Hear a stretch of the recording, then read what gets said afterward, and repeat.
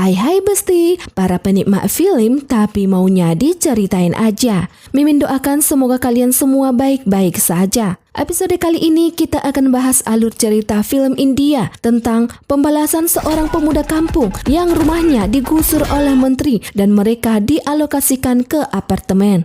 Namun siapa sangka apartemen yang terlihat megah itu ternyata bangunan abal-abal yang memakan banyak jiwa. Film ini berjudul Maaveran, rilis tahun 2023. Nggak perlu berlama-lama, langsung aja kita bahas alur cerita filmnya di Lonceng Film.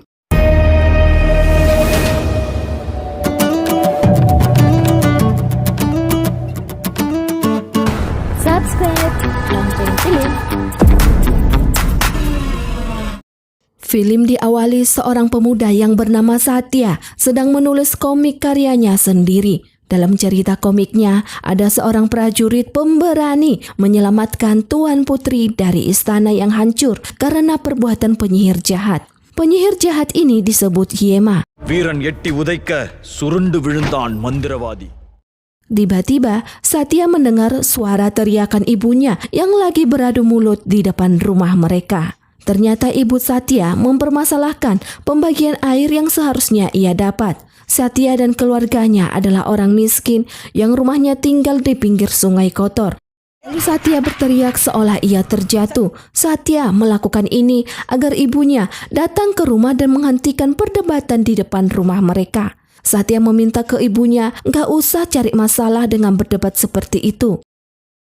Kemudian Satya pergi mengambil air bersih yang jaraknya jauh dari rumah mereka. Lalu Satya mengatakan kepada ibunya agar belajar menyesuaikan hidup dan enggak usah banyak protes.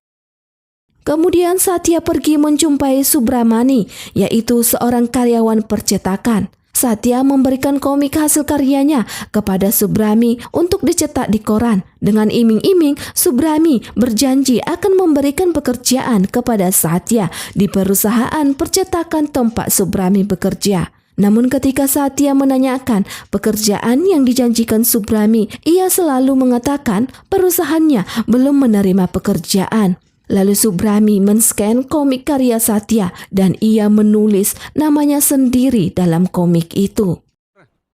Sesampai Satya di rumah, ternyata ada pengumuman yang mengharuskan semua rakyat di kampungnya harus pindah ke apartemen yang telah dibangun menteri. Saat itu ibu Satya bersikeras menentang pindah. Meski rumah mereka jelek, tapi itu tetaplah rumah yang mereka bangun dan banyak kenangan apalagi dengan mendiang ayah mereka. Ibu Satya nggak mau rumah mereka digusur begitu saja oleh pemerintah.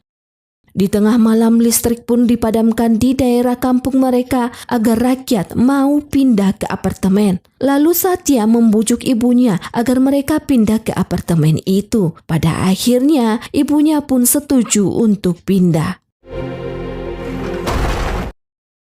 Akhirnya semua rakyat miskin yang tinggal di pinggir sungai tadi pindah ke apartemen. Ketika mereka sampai di rumah yang akan mereka tempati, semua rakyat sangat bahagia karena rumah yang akan mereka tempati jauh lebih megah dari rumah mereka sebelumnya. Semua warga pun senang mereka memiliki rumah yang ada kamar mandi di dalam rumah, lantainya keramik, ada balkon, dan ada ruang dapur untuk memasak. Saat itu ibu Satya sedang memasak. Tiba-tiba ada serpihan cat platform yang jatuh ke dalam panci masakan ibunya. Ibunya ini pun emosi dan mau protes kualitas bangunan kepada insinyur. Namun Satya menenangkan ibunya karena ini hanyalah masalah kecil. Satya pun menggeser kompor masakannya dari serpihan platform yang rusak tadi. Dan emosi ibu Satya pun kembali normal. Lagi-lagi ada masalah. Adik perempuan Satya juga menemukan kunci pintu kamar mandi mereka yang rusak. Ibunya mau protes, namun Satya melarang ibu ini dan memperbaiki pintu itu dengan mengikatnya pakai tali. Satya adalah pria pecundang yang tidak berani berdebat dengan orang meski lawannya itu salah. Saat itu Satya ingin menempelkan foto mendiang ayahnya di dinding. Ketika Satya menokok dinding itu, tiba-tiba dindingnya rapuh dan retak. Lalu Satya menokok dinding itu lagi, retakan di dinding pun semakin melebar jauh. Tanpa pikir panjang lagi, ibu Satya langsung pergi menjumpai insinyur. Ketika ibunya sudah sampai di tempat insinyur, ternyata sudah banyak masyarakat yang komplain dengan rumah yang mereka tempati. Ini artinya apartemen yang dibangun oleh menteri ternyata abal-abal. Hanya terlihat megah saja dari luar, namun kualitasnya hancur lebur. Insinyur bangunan yang bernama Pak Guti, ia malah menyalahkan balik masyarakat yang tinggal di apartemen yang tidak menjaga bangunan. Lalu Pak Guti meminta masyarakat untuk membayar setiap bangunan yang akan ia perbaiki. Masyarakat pun protes karena nggak ada tertulis hal seperti itu dalam kontrak perjanjian yang mereka tanda tangan selama 6 bulan ke depan. Lalu si Pak Guti mengancam masyarakat, jika mereka ingin tinggal di apartemen ini, silakan tinggal dan jangan banyak protes. Tetapi jika tidak mau, maka silakan keluar dari apartemen. Karena sudah banyak rakyat menuntut rumah mereka yang lama lebih baik dikembalikan saja. Akhirnya, insinyur pun menelpon Perdana Menteri dan memberitahu kondisi bangunan. Perdana Menteri yang mendapat kabar permasalahan yang dialami masyarakat, ia pun memarahi Menteri Jayakodi yang telah memakan setengah biaya anggaran pembangunan apartemen itu. Apartemen ini sebenarnya proyek Menteri Jayakodi yang memberikan gratis kepada masyarakat supaya dalam pemilihan nanti rakyat memilihnya menjadi Perdana Menteri India. Kemudian Pak Ramu sebagai tangan kanan Menteri Jayakodi, ia pun meminta Pak Guti untuk memperbaiki rumah rakyat yang rusak dengan gratis, tapi dengan tempel sulam bangunan. Lagi-lagi mau memperbaiki dengan cara abal-abal. Pak Guti pun memberitahu masyarakat bahwa semua bangunan yang rusak setiap rumah akan diperbaiki secara gratis oleh menteri, dan pada akhirnya masyarakat pun bubar dari kerumunan itu. Diperlihatkan Pak Guti menerima Kumar sebagai tukang tembal sulam bangunan yang rusak. Saat Kumar mau menjalankan tugasnya, ia nggak sengaja menumbuk dinding, namun dinding apartemen itu langsung rapuh. Ketika Kumar naik tangga, ia memegang kuat penyangga besi tangga itu, namun penyangga itu malah lepas. Kumar pun terkaget dengan kualitas bangunan apartemen yang baru saja selesai dibangun. Scene diperlihatkan Nila menjumpai Satya yang saat itu lagi nongkrong di penjual gerobak bakso tepat di depan gedung percetakan komik. Nila meminta Satya untuk menemaninya masuk ke dalam perusahaan ini untuk memasang iklan. Sesampai di dalam ruangan, Nila langsung menjumpai Subrami yang mengaku penulis komik The Great Warrior, tulisan dari Satya. Nila yang mengetahui kebohongan Subrami, ia melaporkan Subrami kepada direktur mereka. Alhasil, Subrami pun dipecat dan Satya menggantikan Subrami bekerja sebagai komikus di perusahaan percetakan yang satu kerja dengan Nila. Satya dan Nila pun menjadi teman baik dan mereka semakin dekat. Suatu hari, Nila meminta alur cerita yang baru kepada Satya karena alur cerita komik sebelumnya telah bosan dibaca masyarakat. Di malam harinya, Satya sedang beli jajan di depan apartemen mereka. Namun Pak Guti dan anak buahnya, mereka meminta pajak untuk setiap pembeli yang berdagang di depan apartemen ini. Jika mereka nggak membayarnya, maka si penjual dilarang berjualan lagi. Kemudian Satya sedang berpikir cerita apa selanjutnya yang ia tulis di komiknya. Tiba-tiba serpihan platform jatuh ke buku Satya. Lalu Satya memiliki ide untuk menulis kisah apartemennya sendiri ke dalam komiknya. Satya pun menulis di dalam komik itu di mana raja meminta pajak dari rakyatnya untuk membangun istana yang rusak. Diperlihatkan hubungan Nila dan Satya sudah dekat. Nila meminta Satya untuk berkunjung ke rumah istana Satya. Ketika Nila melihat bangunan istana Satya, ia langsung berpikiran bahwa cerita komik istana yang ditulis Satya adalah kisah hidup nyata Satya. Sesampai di rumah Satya, Nila disambut baik oleh ibu dan adiknya. Pada saat itu listrik mati. Ada anak kecil yang jatuh dari ayunan. Itu karena pengait ayunan yang ditempel di plafon apartemen ini runtuh. Beruntungnya si anak kecil ini masih selamat. Lalu semua penghuni apartemen ini demonstrasi dan meminta penanggung-jawaban kepada Pak Guti selaku arsitek bangunan ini atas bangunan abal-abal yang telah mencelakakan seorang anak kecil.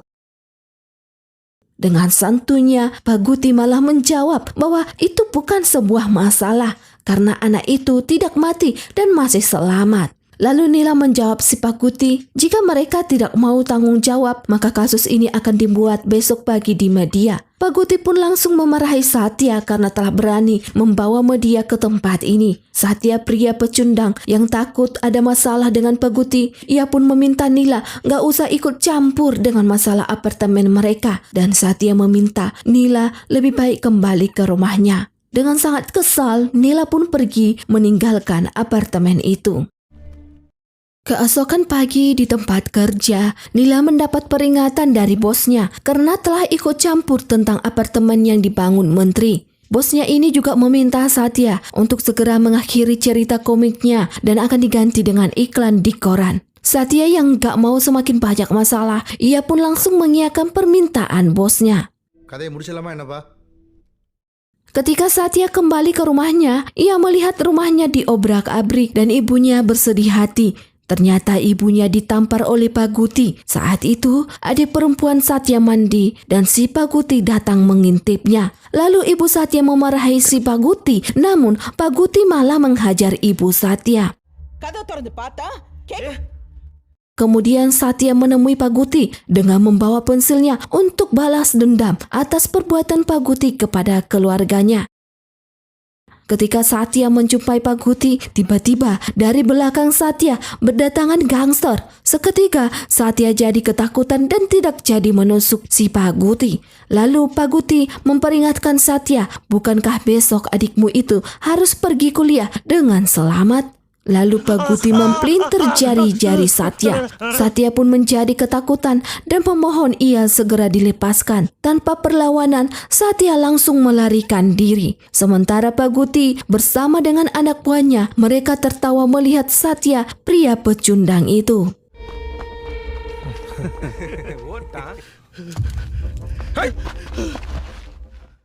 Saat itu adik Satya menanyakan kepada ibunya di mana keberadaan kakaknya. Ibunya ini langsung mengungkapkan isi hatinya dengan penuh amarah bahwa Satya pasti pergi menjumpai Pak Guti untuk meminta maaf. Karena Satya adalah pria pengecut yang bahkan tidak berani melawan orang-orang yang sudah menyakitinya. Diperlihatkan Satya ternyata mendengar pembicaraan ibu dan adiknya. Lalu ibunya ini bercoleteh lagi, lebih baik dia mati daripada pria pecundang yang tidak bisa membela keluarganya. Mendengar perkataan ibunya, Satya bersedih hati dan ia pergi ke rooftop. Dengan penuh amarah, Satya mencoret-coret gambar prajurit pemberani yang berperan di dalam cerita komiknya. Satya menyalahkan gambar itu dengan mengatakan bagaimana bisa cerita hidupmu seperti pemberani sedangkan cerita hidupku pria pecundang. Diperlihatkan ibu Satya membakar semua cerita komik Satya tentang prajurit pemberani.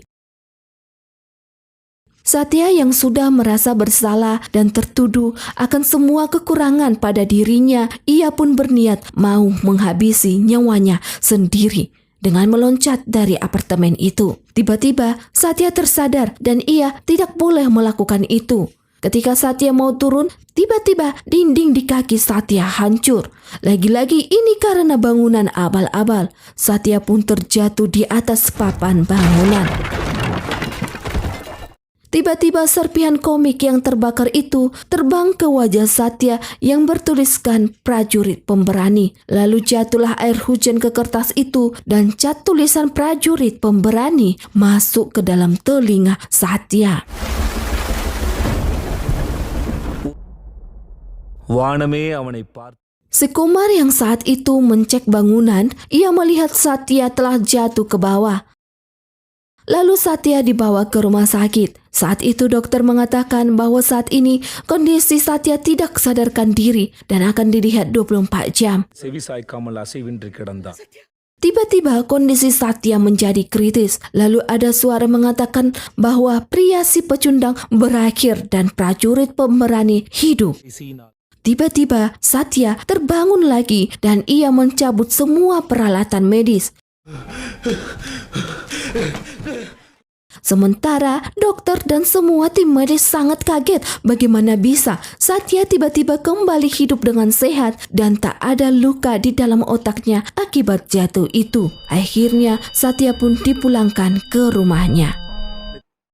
Karena ada suara yang selalu berbunyi di telinganya. Awalnya Satya mengira ada orang yang masuk ke dalam kamarnya. Sampai-sampai Satya membangunkan ibunya karena suara yang selalu ia dengarkan. Namun ibu dan adiknya tidak ada mendengarkan suara seperti yang Satya dengar.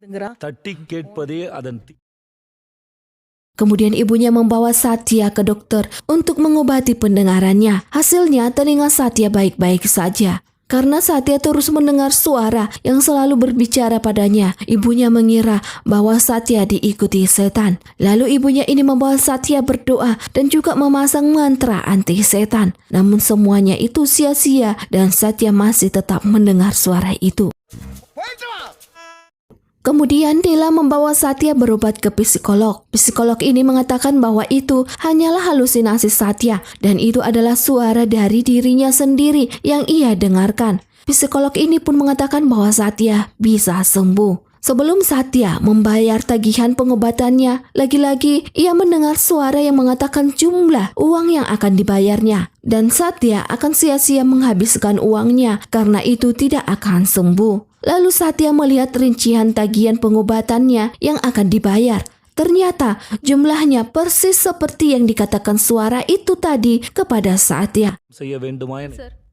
Ketika Satya berbicara dengan ke psikolog untuk mengansel pengobatannya, saat itu Satya mendengar suara lagi yang mengatakan bahwa akan ada benda yang jatuh di hadapan si psikolog. Tiba-tiba kipas angin tepat jatuh di depan si psikolog itu, persis seperti yang dikatakan suara tadi.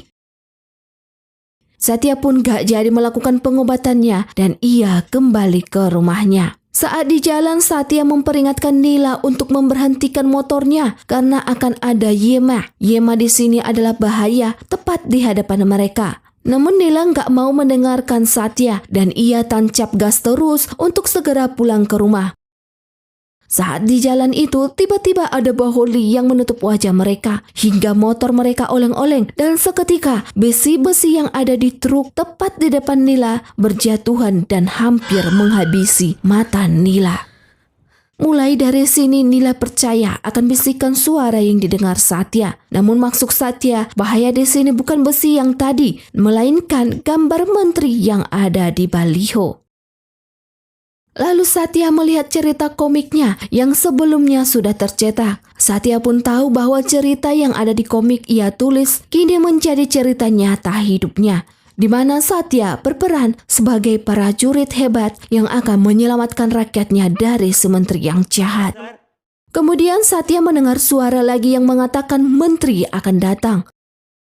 Tiba-tiba menteri bersama rombongannya datang untuk melakukan kampanye politik di depan apartemen yang dibangunnya.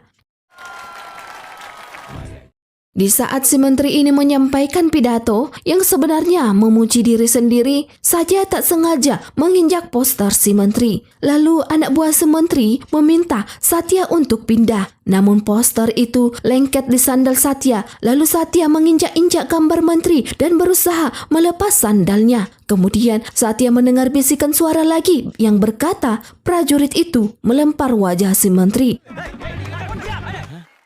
Saat Satya menarik sandalnya dari poster itu, tiba-tiba sandal Satya lepas dan tepat melempar wajah si menteri. Seketika acara kampanye pun gagal. Lalu Satya dibawa ke kantor polisi. Saat itu menteri meminta anak buahnya untuk segera menghabisi Satya. Namun Pramu mengatakan kepada anak buahnya bahwa Satya harus berlutut meminta maaf besok di depan menteri yang akan diliput media. Keesokan harinya datanglah menteri bersama dengan wartawan ke rumah Satya untuk mengembalikan sandal serta meliput acara permintaan maafan Satya kepada si menteri. Saat itu rumah Satya dipenuhi banyak massa dan wartawan. Lalu Satya mendengar suara bisikan lagi bahwa si menteri akan sesak dan pingsan. Kemudian Satya meminta semua orang untuk memberi ruang kepada menteri dan memanggil ambulans karena menteri akan sesak. Namun satu orang pun gak ada yang percaya dengan omong kosong Satya. Lalu Satya membuka pintu jendela agar udara masuk ke dalam ruangan. Tetapi jendela itu malah lepas dan menancap mobil si menteri. Ketika menteri melihat ke bawah, tiba-tiba si menteri sesak nafas dan serangan jantung persis seperti suara yang didengar Satya sebelumnya. Lalu menteri dibawa ke rumah sakit. Di malam harinya, Nila meminta Satya pergi meninggalkan kota untuk sementara waktu karena saat ini nyawa Satya dalam bahaya. Tiba-tiba Satya mendengar suara lagi bahwa musuh memasuki istana untuk menghabisi prajurit. Ternyata anak buah si menteri telah datang mencari Satya untuk menghabisinya. Kemudian Pak Guti menghajar Satya. Ia menendang perutnya berkali-kali, namun Satya pria pecundang enggak berani melawan Pak Guti. Ketika Pak Guti mau menginjak dada Satya lagi, tiba-tiba Satya mendengar prajurit menahan kaki musuh dan melemparkannya ke arah kiri. Lalu Satya menahan kaki Pak Guti dan melemparkannya ke sebelah kiri. Akhirnya Satya mau mendengarkan suara itu dan mengikuti apa yang dikatakan oleh suara itu untuk melawan musuhnya. தலைக்கு கட்டை வர இடதுபுறம் சாய்ந்தான். Lalu datanglah anak buah si menteri lagi menghajar kepala Satya, namun Satya merunduk dan si Pak Guti lah yang terpukul. Kemudian gangster semakin banyak mengejar Satya, namun dengan mudah Satya menghabisi mereka semua. Miring sebelah kanan, tarik tali, hajar wajahnya, itu semua mengandalkan suara yang berbunyi di telinga Satya. Kemudian Satya melarikan diri, namun kumpulan gangster semakin banyak berdatangan. Satya pun menghajar mereka satu persatu sampai mereka semua tumbang. Masyarakat yang melihat kekuatan Satya, mereka terkagum dan sangat senang ada pahlawan yang membela mereka. Lalu si menteri menelpon Satya dan mengancam akan menghabisi Satya di tangan menteri sendiri. Kemudian Satya mendengar suara lagi yang mengatakan bahwa prajurit mempersiapkan dirinya untuk mengorbankan nyawanya kepada rakyat. Kemudian Satya menjumpai si menteri di ruang kerjanya. Satya menceritakan bahwa sebenarnya ia harus mengikuti suara yang ia dengar di telinganya, di mana Satya menjadi prajurit seperti yang ada cerita komik tulisannya, dan penjahatnya adalah si menteri. Akhir dari ceritanya, Satya akan mati membela rakyat dari menteri yang jahat. Lalu Paramu membawa Satya ke sebuah gudang untuk bertemu dengan menteri. Satya mendengar suara lagi bahwa menteri melakukan balas dendam kepada prajurit untuk menghabisinya. Kemudian Paramu meminta Satya untuk tidak mendengarkan suara itu lagi, hanya waktu 10 menit saja. Lalu menteri menghajar Satya, namun Satya menghindari pukulan si menteri. Kemudian menteri ingin menghajar wajah Satya lagi. Lalu suara itu mengatakan prajurit mundur ke belakang. Namun Satya gak mau mendengarkan suara itu lagi, dan si menteri memukuli wajah Satya. Dan penuh amarah, si menteri memukuli Satya terus-menerus hingga datanglah Paramu menghentikannya karena Satya bisa saja mati di tangan menteri. Satya pun ditinggalkan di pinggir jalan rumah mereka. Lalu Satya bersama ibu dan adik perempuannya, mereka meninggalkan apartemen itu dan tinggal di gubuk yang sangat kecil di pinggir rel kereta api. Saking kecilnya, 3 orang tidak bisa tidur di ruangan itu hingga Satya tidur di luar rumah. Satya pun terbangun karena mendengar kampanye pemilihan Perdana Menteri India akan berlangsung 2 hari lagi, dan masyarakat diharapkan memilih Menteri Jaya Kodi untuk menempati kursi itu. Kini Satya bekerja sebagai pelukis gambar Menteri Jaya Kodi untuk kampanye pemilihan Perdana Menteri.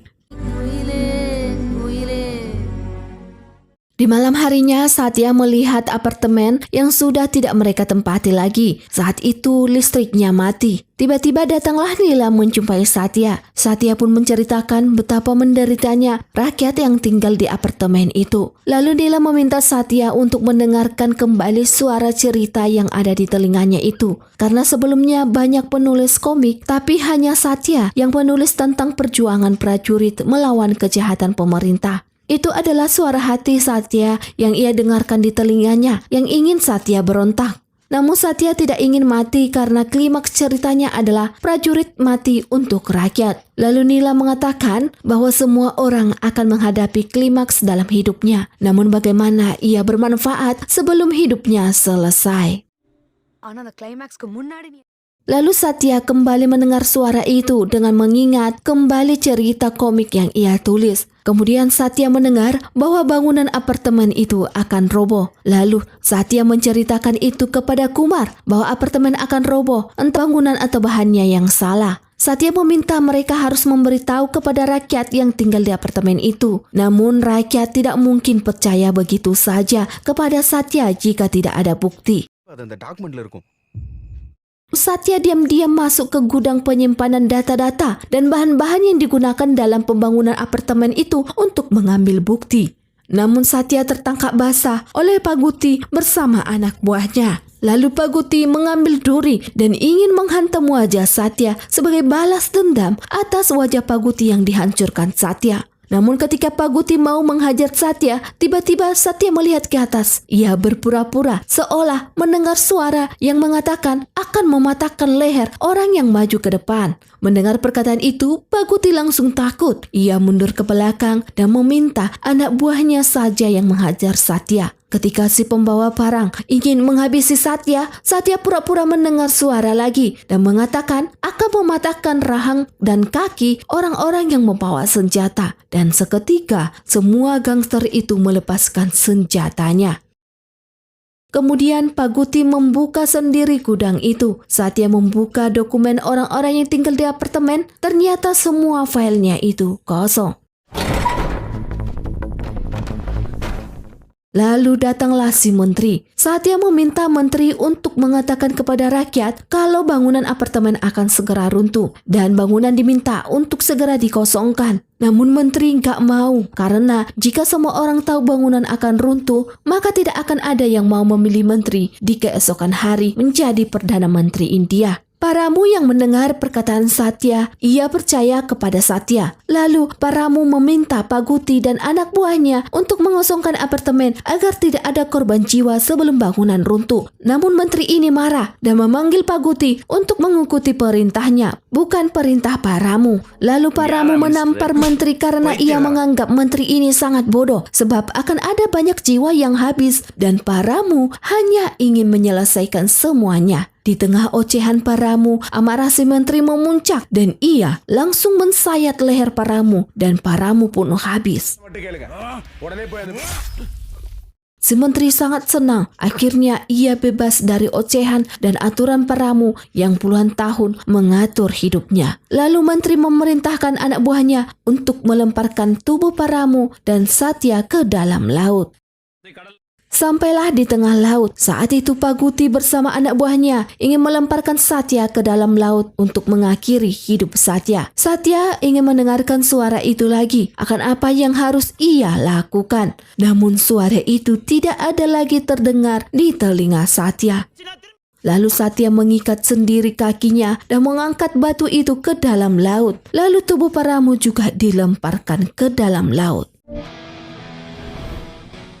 Di dalam air laut itu, Satya kembali mendengar suara yang mengatakan keberanian kembali bangkit. Ketika Pak Guti bersama temannya menghidupkan kapal dan memutar jangkar kapal, tiba-tiba jangkar kapal itu menarik tubuh Satya ke atas permukaan laut. Satya pun kembali selamat.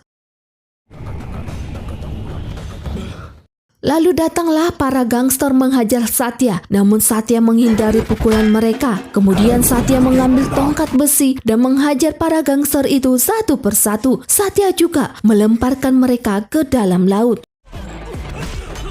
Si Paguti datang menyerang Satya, namun Satya yang sudah menjadi seorang pendekar, ia langsung menghajar wajah Paguti bertubi-tubi hingga Paguti habis terkena tusukan. Kemudian Satya kembali ke apartemen dan ia meminta semua orang yang tinggal di apartemen untuk segera mengosongkan apartemen ini karena apartemen akan segera roboh malam ini. Setelah semua rakyat keluar dari gedung, tiba-tiba datanglah menteri yang membawa truk berisi semen yang berjanji akan memperbaiki gedung di besok hari. Lalu menteri menanyakan Satya, siapa yang memberitahumu bahwa bangunan ini akan runtuh? Satya menjawab suara itu. Rakyat yang mendengar jawaban Satya, mereka kecewa karena Satya telah mengganggu rakyat di malam hari begini. Lalu menteri mengatakan kepada rakyat bahwa Satya adalah pemuda gila yang memiliki kelainan mendengar suara cerita dongengnya. Kemudian menteri meminta rakyat kembali masuk ke dalam rumah mereka karena tidak ada apa-apa. Di saat semua rakyat ingin masuk ke dalam apartemen itu, tiba-tiba Satya menantang menteri untuk tinggal malam ini di dalam apartemen jika memang tidak ada apa-apa dengan gedung ini.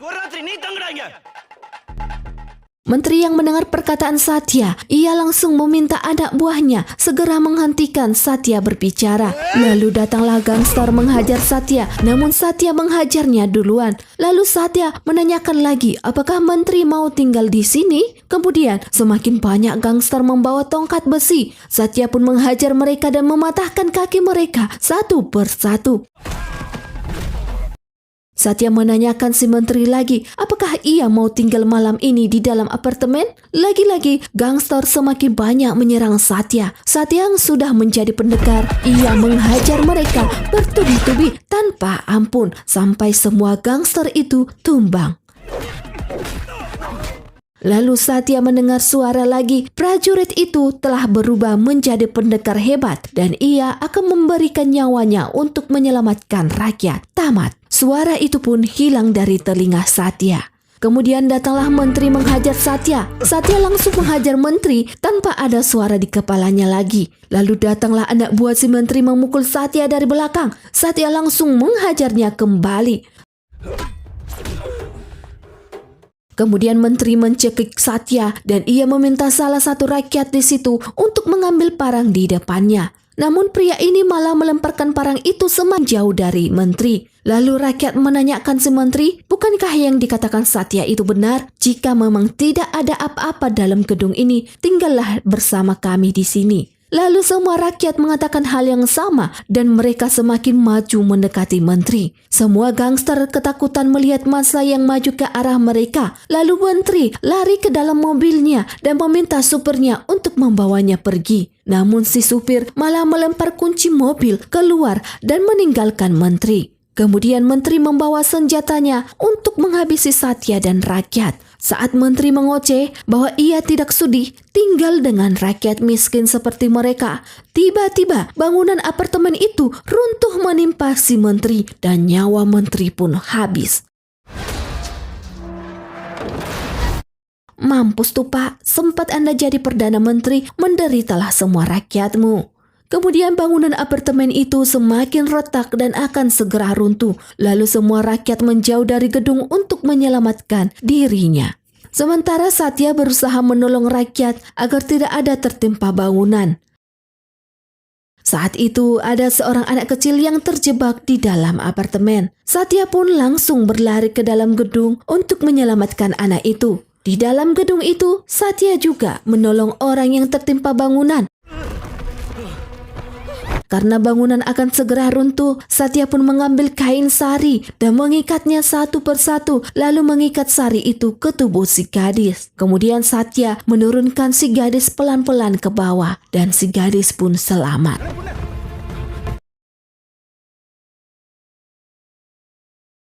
Sementara Satya yang tertinggal di atas, ia tertimpa bangunan apartemen yang runtuh. Satya pun mati sebagai pendekar hebat yang memberikan nyawanya untuk rakyat seperti cerita klimaks komik yang ia tulis. Dan film pun selesai. Alur cerita film yang keren banget dan sedikit fantasi ya pasti. Pelajaran yang didapat dari film ini, hei para koruptor, suatu saat kamu pasti akan kena getahnya atas apa yang telah kalian lakukan. Jadi segera bertobat ya. Yang kedua, jadilah pemimpin yang benar, jujur, dan melayani rakyat. Yang ketiga, jadilah pemuda pemberani dan bijaksana. Baiklah Besti, sekian alur cerita film India Maafiran 2023. Bagaimana pendapatmu tentang film ini? Silakan berkomentar di bawah dan subscribe juga channel ini supaya kalian dapat pemberitahuan video terbaru dari Lonceng Film.